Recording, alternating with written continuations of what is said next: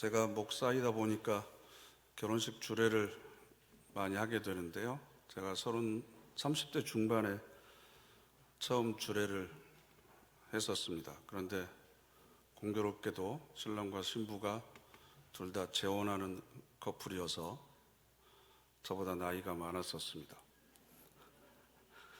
그래서 제 아내하고 농담하기를 이러다 재혼 전문 주례 되는 거 아니야? 뭐 이런 농담도 했던 기억이 있습니다.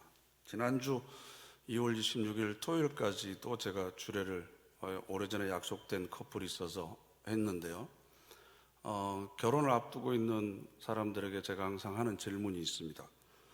결혼을 하는 이유가 뭡니까? 라는 겁니다.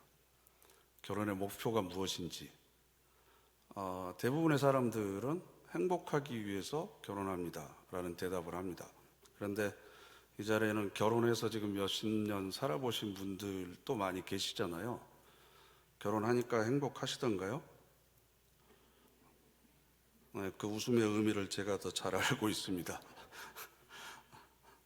물론 행복한 때도 있죠. 그러나 행복하게 살려면 혼자 사는 게 훨씬 더 좋습니다. 둘이 살면 훨씬 더 골치 아픈 일이 많이 있습니다. 두 가정이 하나로 합쳐지게 되면 신경 써야 될 일도 훨씬 더 많이 있습니다. 그리고 부부가 되면 함께 지고 가야 될 삶의 무게가 그렇게 쉬운 것만은 아닙니다. 감당해야 될 문제들과 헤쳐나가야 될 시련들이 굉장히 많이 있습니다. 경제적인 문제뿐만 아니라 자녀를 낳아서 기르는 것도 쉬운 문제가 아닙니다. 행복한 순간보다도 골치 아픈 문제들과 감당해야 될 삶의 무게들이 훨씬 더 많습니다. 그래서 행복해질 것이라는 기대를 가지고 결혼했던 사람들이 많이 갈라서는 이유가 바로 여기에 있습니다. 여기까지 들으시고 그럼 결혼하지 말라는 얘기구나 라고 스스로를 합리화하시는 분이 계실 텐데 절대 그건 아닙니다. 결혼의 목표가 무엇인가 라는 거죠. 좀 더 의미를 확장해서 그러면 인생의 목표는 여러분 뭐라고 생각하십니까? 내가 이렇게 아둥바둥 열심히 최선을 다해서 살아가는 목표가 뭡니까? 행복하기 위해서라고 대부분 대답합니다. 그런데 여러분, 우리가 보고 있는 개역 개정 성경, 신약 성경을 보면 행복이라고 하는 단어가 한 번도 등장하지 않습니다. 구약 성경에는 11번밖에 안 나옵니다. 하나님께서 우리가 정말 행복하게 사는 것을 원하신다면 행복에 대한 가르침이 신약 성경에 있어야 되잖아요. 그죠? 그런데 행복에 대한 가르침이 신약 성경에는 단 한 구절도 없습니다. 그리고 우리가 정말로 행복한 삶을 사는 것이 하나님의 뜻이라고 한다면 자신의 독생자를 이 땅에 보내셔서 이렇게 사는 것이 행복한 삶이야. 인간이라면 이렇게 살아야 돼. 그걸 우리한테 보여줘야 되지 않았겠습니까? 그래야 우리도 정말 행복하려면 예수님처럼 그렇게 살아야 되는구나. 이렇게 생각할 텐데 인간 예수의 삶은 여러분들의 기준으로 행복한 삶이라고 생각을 하십니까?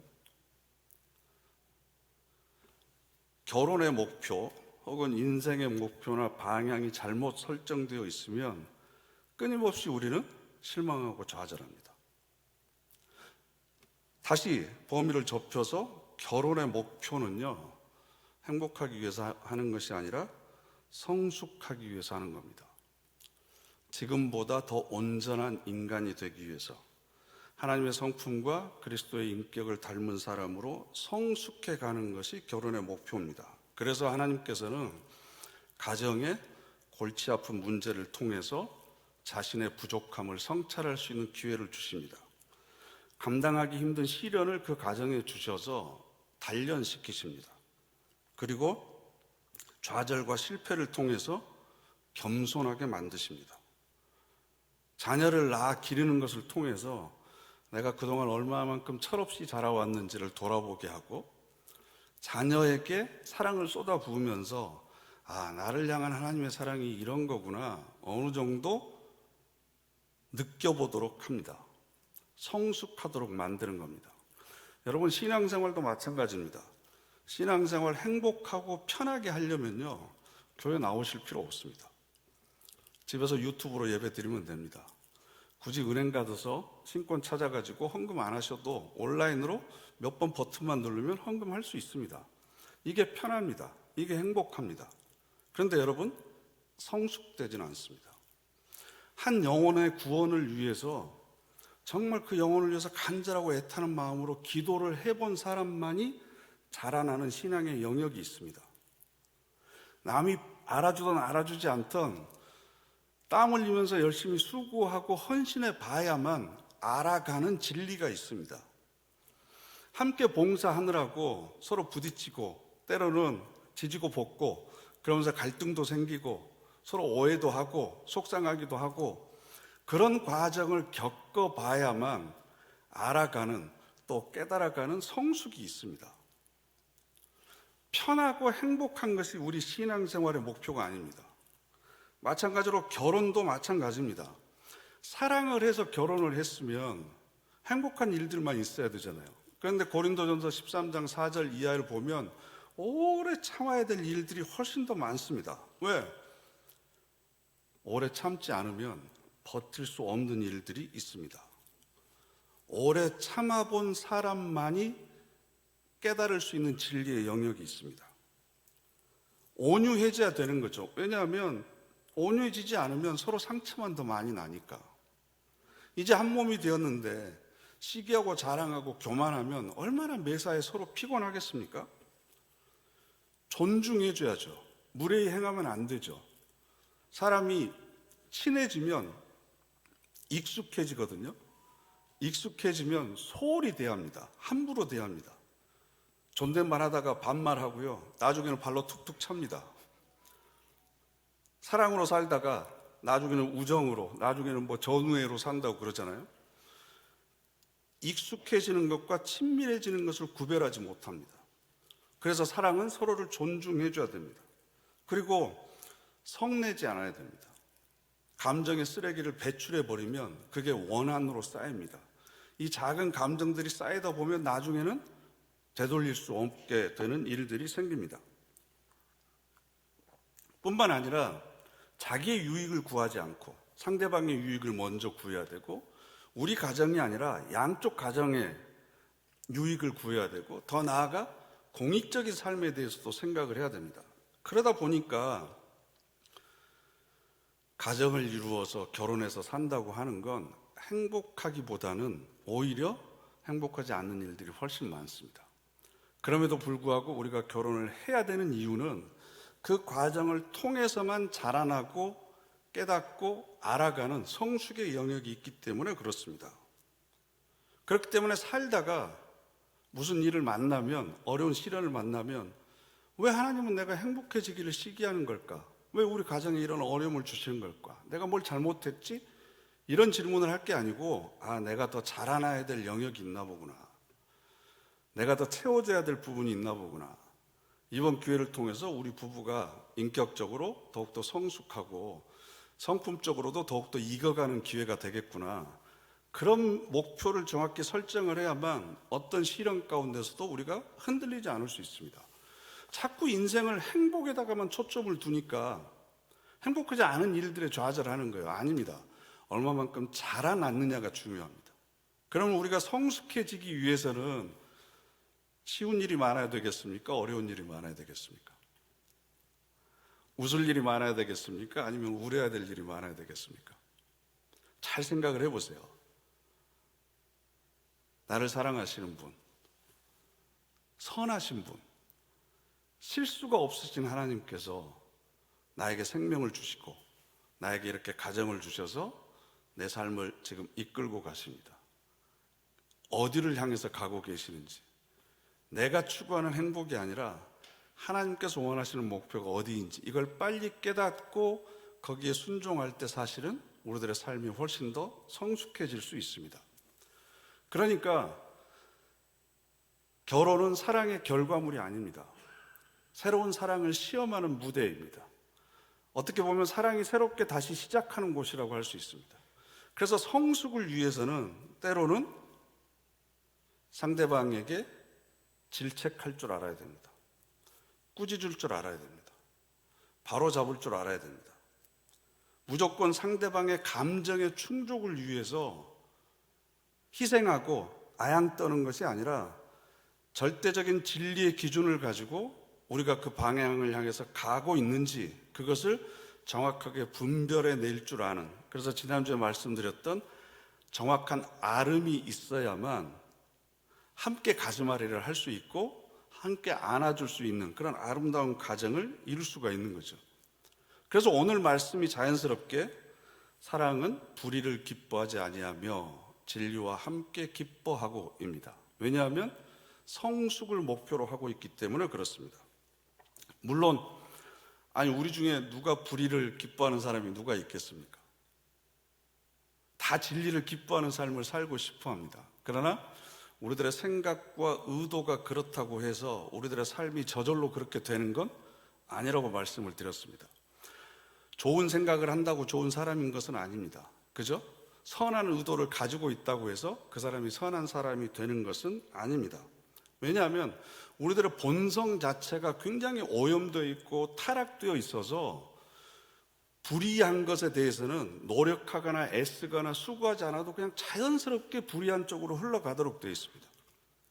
그런데 진리를 기뻐한다고 하는 건 마치 우리가 중력을 거스르는 것처럼 땀 흘리고 애쓰고 수고해야만 기뻐할까 말까 하는 정도 수준입니다. 그래서 지금까지 우리가 살펴봤던 사랑의 태도는 전부 다 부드럽고 따뜻하고 상대방을 배려하는 것이었죠. 그런데 오늘 우리가 살펴볼 사랑의 태도는 단호합니다. 엄격합니다. 그 기준이 분명해야 됩니다. 그래야만 우리가 추구하는 사랑의 격이 더해지는 겁니다. 어떤 상황이든 누구든지 아무든지 다 받아주고 허허웃고 덮어주게 되면 그 사랑은 해픈 사랑이 되고 낭비적이고 소모적인 사랑이 되는 거죠. 사랑은 불의를 미워하는 겁니다. 그리고 진리를 기뻐하는 겁니다. 그럼 이것이 과연 무엇을 이야기하고 있는 것일까? 불의라고 하는 단어는요, 범죄해서 만들어진 결과, 즉 죄를 이야기합니다. 이 아디키아라고 하는 단어는 율법을 깨트린 행위를 이야기하는데 성경에서는 죄라고 하는 단어로 가장 많이 번역되어 있습니다. 이 죄는 고린도 교회 교인들을 향해서 사도 바울이 쓴 편지이기 때문에 크게 두 가지로 나눠지는데요. 하나는 공동체적인 문제와 개인적인 문제 두 가지입니다. 첫 번째는 공동체적인 차원의 불의한 모습이 고린도 교회에 있었습니다. 그 대표적인 것이 음행의 문제인데요. 고린도전서 5장과 6장을 보면 교인 중 한 명이 자기 아버지의 아내를 취하는 일이 생겼습니다. 지금 통념에서는 도저히 이해할 수 없는 일인데 로마 시대에는 일부 다처제가 허용됐죠. 우리나라도 조선시대까지만 올라가더라도 일부 다처제가 허용이 됐잖아요. 아버지의 아내가 많습니다. 그런데 아버지가 일찍 돌아가셨습니다. 그러면 그 첩들 중에, 그 아내들 중에 한 명과 내가 결혼을 하는 겁니다. 교인 중에 이런 일이 생겼는데 그걸 교회가 아무렇지도 않은 듯 그냥 덮고 넘어가려고 하는 겁니다. 그래서 고린도전서 5장 11절 말씀을 보면 만일 어떤 형제라 일컫는 자가 음행하거나 탐욕을 부리거나 우상 숭배를 하거나 모욕하거나 술 취하거나 속여 빼앗거든 사귀지도 말고 그런 자와는 함께 먹지도 말라. 음행은 방금 말씀드린 내용을 의미합니다. 탐욕을 부립니다. 자기 것만 챙기죠. 우상을 숭배하는 것으로 자꾸 미혹합니다. 모욕합니다. 사람의 인격을 무시하는 거죠. 술 취하거나 속여 빼앗는 건 약탈하는 것을 의미합니다. 그런 사람이 혹시나 있으면 지금 이게 세상 사람들한테 쓴 편지가 아니에요. 고린도 교회에 쓴 편지예요. 교인 중에 이런 사람이 있다는 거예요. 그러면 먹지도 말아라. 그러면서 5장 13절 말씀 함께 읽어보실까요? 밖에 있는 사람들은 이 약한 사람은 너희 중에서 내쫓으라. 세상 사람들, 교회 밖에 있는 사람들은 하나님께서 심판하실 거니까 그런 사람이 있으면 그 사람도 내쫓아라라는 겁니다. 두 번째는 성도들 사이에 분쟁, 갈등이 있었습니다. 6장 7절 말씀을 보면 형제가 형제와 더불어 고발할 뿐더러 믿지 아니하는 자들 앞에서 하느냐. 너희가 피차 고발함으로 너희 가운데 이미 뚜렷한 허물이 있나니 차라리 불의를 당하는 것이 낫지 아니하며 차라리 속는 것이 낫지 아니하냐. 의도하지 않게 서로 손해를 끼치는 일이 생기잖아요. 분쟁이 생깁니다. 그럼 그것을 명확하게 조정해 줄 사람이 교회 안에 없느냐. 지혜로운 사람을 통해서 그걸 조정을 하면 되지, 그걸 세상 심판정으로 갖고 가느냐, 교회 밖으로 가가지고 그걸 해결하려고 그러느냐. 너희 가운데 이미 뚜렷한 허물이 생겨버렸다. 뭘로요? 피차 고발하는 것을 통해서. 시시비비를 가려서 틀린 것과 맞은 것을 정확히 구별하겠다. 의도는 좋지만 고발하는 것을 통해서 더 큰 계명을 어겨버린 거예요. 그게 뭐예요? 서로 사랑하라고 하는 그 계명을 어겨버렸습니다. 고발함으로 인해서 이제는 둘 다 허물이 생겨버렸다는 겁니다. 그러지 좀 말아라. 그러면서 왜 이게 불이라고 하냐 그러면 교회의 권위를 떨어뜨렸을 뿐만 아니라 내가 누구인지조차도 모르고 있는 행위라는 거예요. 고린도전서 6장 2절과 3절 말씀을 보면요, 이런 구절이 있습니다. 성도가 세상을 판단할 것을 너희가 알지 못하느냐. 세상도 너희에게 판단을 받겠거든 지극히 작은 일 판단하기를 감당하지 못하겠느냐. 우리가 고린도전서 6장 2절부터 3절에요. 자막이 잘못 올라왔습니다. 우리가 천사를 판단할 것을 너희가 알지 못하느냐. 그리하기든 하물며 세상 일이라. 이 다음 자막입니다. 우리 성도들은 세상을 판단할 사람들이다. 앞으로 우리가 세상을 판단할 사람들인데 그걸 모르고 이 조그만 것 가지고 세상한테 가가지고 이것 좀 판단해 주세요라고 이야기하는 게 지금 맞는 거냐. 심지어는 나중에 우리가 천사까지도 판단할 거다. 예수 그리스도와 함께 보좌 우편에 앉아서 세상을 판단할 뿐만 아니라 천사들이 잘했는지 못했는지까지도 판단할 사람들이 바로 성도들이다. 거룩한 성도들. 근데 그걸 끼리끼리 잘했니 잘못했니 가가지고 이걸 가서 이것 좀 우리는 모르겠으니까 이것 좀 판단해 주세요라고 이야기하는 게 그게 맞느냐라는 겁니다. 그것 자체가 불의한 일이다라는 겁니다. 이런 공동체의 불의 배후에는 절제되지 않는 인간의 욕망이 있습니다. 그리고 교만이 그 속에 있습니다. 누구든지 나를 따르려거든 자기를 부인하고 자기 십자가를 지고 나를 따르라고 그랬습니다. 근데 자기를 부인하지 않습니다. 기어이 내 뜻대로 하려고 그럽니다. 내 뜻대로 돼야만 이게 하나님의 뜻이라고 우깁니다. 그런데 여러분 싸우는 쪽 들어보면요, 다 하나님 뜻이래요. 자기 뜻이. 도대체 하나님이 몇 분인지 모르겠어요. 자기 뜻을 이루기 위해서 하나님을 동원합니다. 그러면서 아주 아름답게 포장합니다. 바리새인들과 서기관들이 예수님을 고발해서 십자가에 죽였잖아요. 그 명분이 뭔 줄 아세요? 요한복음 11장 48절 말씀을 보면 만일 이대로 두면 모든 사람이 그를 하나님의 아들로 믿을 것이요. 그리고 로마인들이 와서 우리 땅과 민족을 빼앗아가리라. 예수라고 하는 사람, 그 사람을 이대로 놔두면 계속 기적을 행하고 사람들을 가르치도록 놔두면 하나님의 아들이라고 진짜 믿을 거 아니냐? 그럼 하나님의 영광을 가리는 거다. 그리고 이 사람이 유대인의 왕이라고 자칭하고 다니는데 만약 이걸 로마가 알면 우리가 반란을 일으킨 줄 알고 군대를 보내서 우리 민족을 다 죽여버릴 것 아니냐? 그러니까 우리가 예수를 죽이는 건 누구를 위한 거예요? 하나님의 영광을 위한 거고 우리 민족과 국민들을 위한 위대한 일을 우리가 하고 있는 거다. 그런데 그 실체를 한꺼풀만 뒤집어 보면 그 안에는 자기들의 종교적인 기득권과 이권을 지키기 위한 탐욕이 그 밑바탕에 깔려 있었습니다. 우리도 마찬가지입니다. 정도의 차이는 있지만 내가 이런 말을 하는 건 다 교회를 위해서야. 내가 이렇게 해야만 돼. 아닙니다. 스스로 잘 살펴보십시오. 왜 교회가 세상의 빛과 소금이 되어야 되는데, 세상을 걱정해야 되는데 왜 교회가 세상의 걱정거리가 되었습니까? 심지어는 교회가 결정하고 선택하는 걸 보면 상식적인 수준에도 미치지 못하는 것들이 너무나 많습니다. 그러다 보니까 교회에 대해서 우호적인 감정을 가지고 있고 몸을 담았던 사람들도 뛰쳐나가는 거죠. 그래서 교회 밖에서 방황합니다. 그런 사람들을 가나안 성도라고 이야기를 합니다. 가나안 땅을 향해서 걸어가면서 이스라엘 백성들이 40년 동안 방황했던 것처럼 밖에서 방황하고 있는 사람들을 가나안 성도라고 그러는데, 가나안을 거꾸로 하면 뭐가 되죠? 그러니까 안 나가는 거예요. 교회 안 나가요. 여러분 주변에 너무나 많이 있습니다. 그 누구 책임입니까?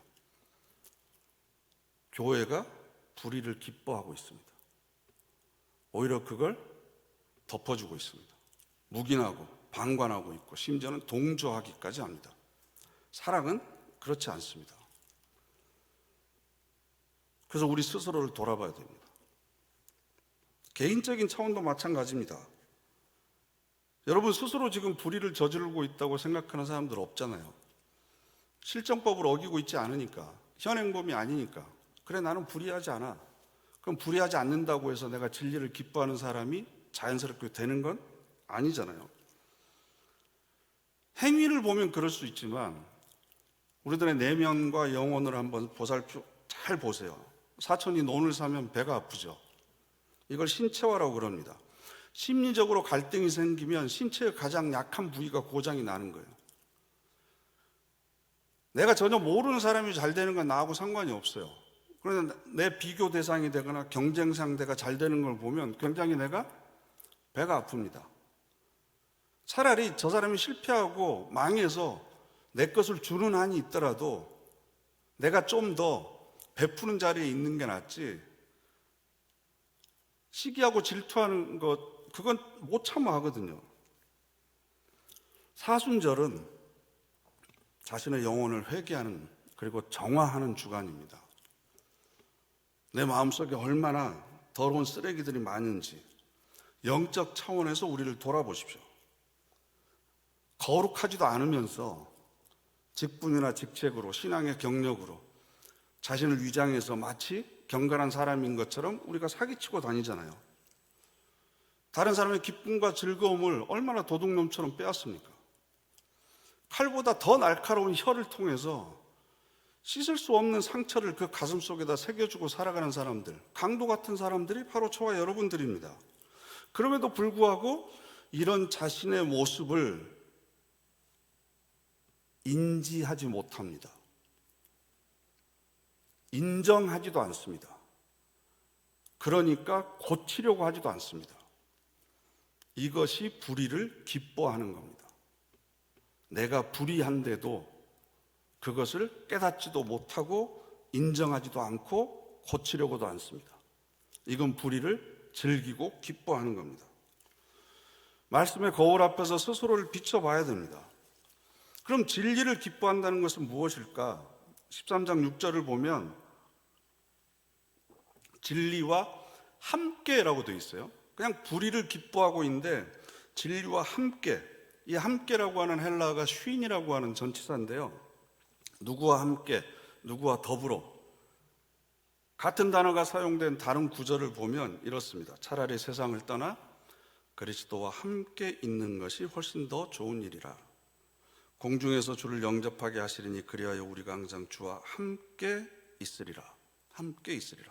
그런데 이 함께 있다라고 했을 때 이 함께는요, 공간적인 차원에서 밀접하게 있는 것하고요, 또 적극적으로 교제하는 것을 의미합니다. 그런데 이 함께라고 하는 단어가 쓰인 배경을 보면요, 우리가 지금 살고 있는 세상, 3차원적인 세상을 이야기하는 게 아닙니다. 세상을 떠나서 그리스도와 함께 있는 것, 영적인 차원에서 그리스도와 함께 있는 거고요. 공중에서 주를 영접하는 것, 우리가 예수 그리스도의 재림 때 부활하는 것을 의미하는데 그때 우리가 주와 함께 있는 것을 이야기합니다.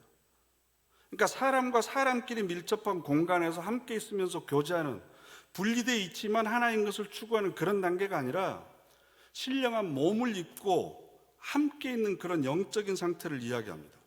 그러니까 진리와 함께 기뻐한다. 여기서 말하는 진리는 예수 그리스도입니다. 왜냐하면 예수님께서 나는 길이요 진리요 생명이다 그랬거든요. 그러니까 예수 그리스도와 같은 공간에서 함께 적극적으로 사귀는 것, 이걸 뛰어넘어서 다른 표현으로 얘기하면 예수 그리스도를 내 안에 모시는 겁니다. 내가 그리스도 안에, 그리스도가 내 안에 있는 그런 합일과 일치의 상태를 묘사하는 전치사가 바로 함께라고 하는 단어입니다. 그래서 신앙생활의 목표는 여러분 행복한 삶을 살기 위해서 우리가 신앙생활을 하는 게 아닙니다. 인생의 목표도 행복이 아닙니다. 사랑해서 결혼하는 것도 행복이 아닙니다. 성숙해지는 겁니다. 그럼 어느 정도 성숙해지느냐? 내 영혼과 내 내면을 얼마나 진리이신 그리스도로 채우느냐, 여기에 따라서 우리의 성숙의 정도가 달라지는 겁니다. 그래서 내 의식과 무의식, 의지와 감정뿐만 아니라 사랑의 본체이신 하나님으로 내 모든 혈관이 그 사랑으로 흐르게 되고, 모든 세포 하나하나에 그 사랑이 스며들고, 내 땀구멍 하나하나에게까지 그리스도로 가득 채워지는 것, 그리고 그리스도와 함께 있음으로 인해서 내가 기뻐하는 것, 세상이 주는 어떤 재미나 즐거움이나 쾌락보다도 그리스도로 내 안을 채우는 것을 기뻐하는 것, 이게 바로 사랑의 본질이라는 거죠. 요한일서 4장 15절 말씀을 보면 우리가 너무나 잘 알고 있는 구절이 있죠. 하나님은 사랑이시니라. 하나님이 바로 사랑이십니다. 사랑 안에 거하는 자는 하나님 안에 거하고 하나님도 그 안에 거하니라. 하나님이 사랑이시니까 내가 사랑하고 있으면 하나님 안에 있는 거고 하나님도 내 안에 있는 거죠. 이게 바로 함께 있는 겁니다. 진리와 함께. 그것을 적극적으로 추구하면서 그런 삶을 살아가는 것, 그런 경지에 도달하도록 내가 열심히 더욱더 경건에 힘쓰는 것, 이게 바로 진리와 함께 기뻐하는 겁니다.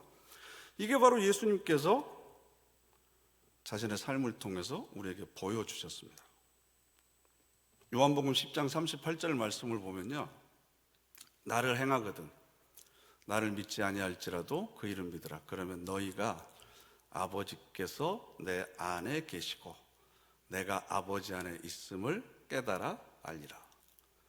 예수님께서도 삶의 가장 큰 목표가 뭐였냐 그러면요, 아버지가 내 안에, 내가 아버지 안에 있는 삶을 살았습니다. 말씀으로 세상을 창조하신 진리의 본체이신 아버지를 내 안에 모시는 것, 그분과 함께 있는 것을 삶의 가장 큰 기쁨으로 삼았습니다.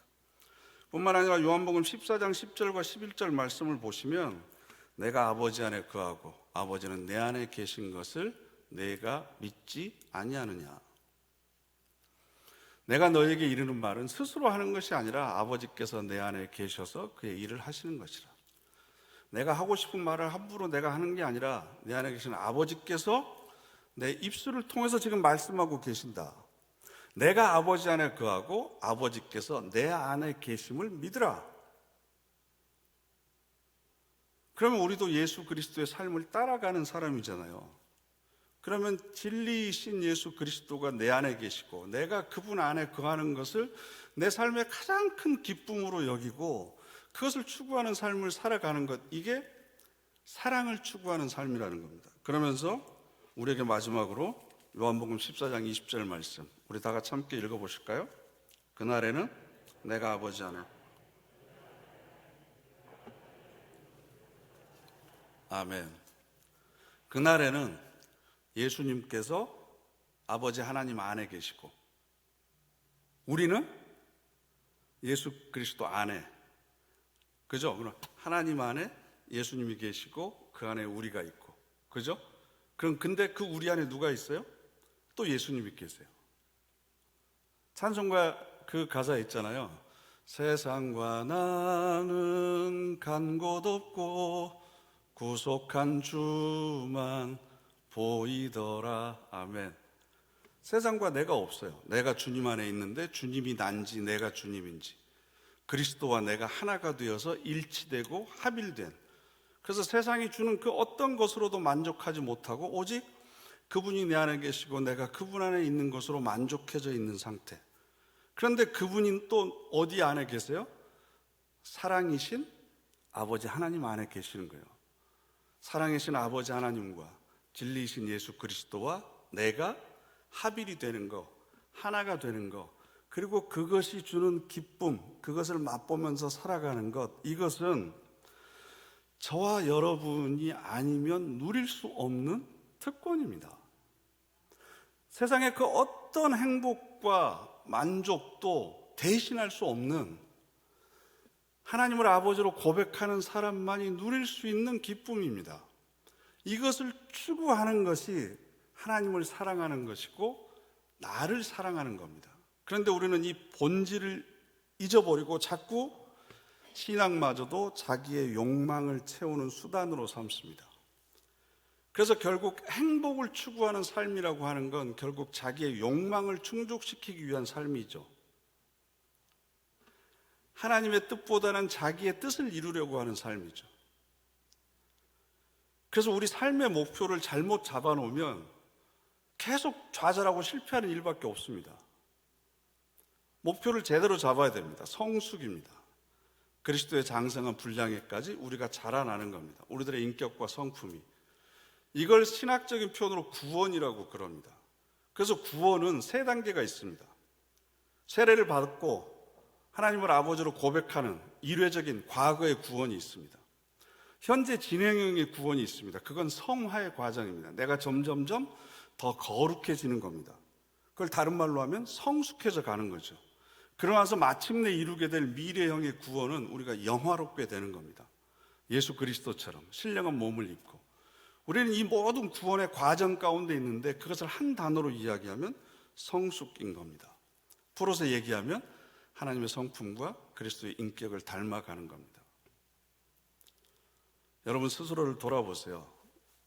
이 사순절 기간 동안에 여러분의 삶을 자세히 한번 들여다보십시오. 나는 과연 무엇을 기뻐하고 있는가? 진리와 함께 기뻐해야 된다는 것은 들어서 알고는 있는데 실제로 내 생각과 감정은 불의를 훨씬 더 기뻐합니다. 그리고 불의에 젖어 있습니다. 그래서 스스로 헤어나오지 못합니다.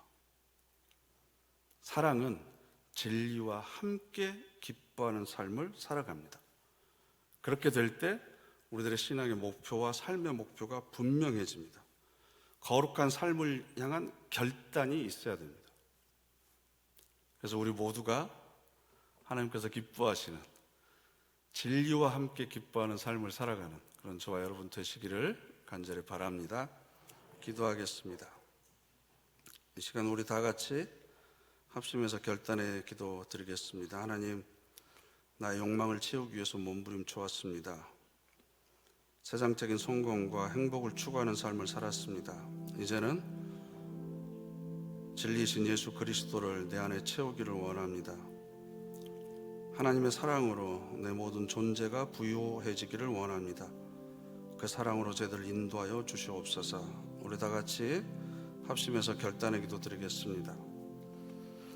자, 그래서 그 사랑을 저희들이 더욱더 알기를 원합니다. 그 사랑으로 저희들의 삶을 비춰보기를 원합니다. 깨닫게 해주시고 없어서 해주시소. 없어서 사랑 도와주시옵소서.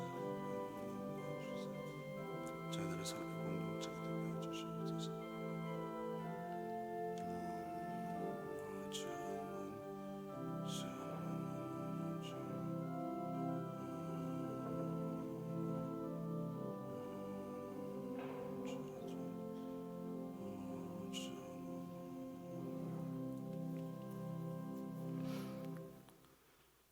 주 예수 내 맘에 들어와 계시노 변하여 새 사람 되고 이 찬송의 가사가 저희들의 신앙의 고백이 되기를 원합니다. 하나님의 사랑과 진리이신 예수 그리스도로 저희들의 영혼이 부욕해 되기를 원합니다. 그래서 그 사랑에 기뻐하게 하시고 그 기쁨으로 세상을 이겨나가는 저희들 되게 하옵소서. 예수님의 이름으로 기도드립니다. 아멘.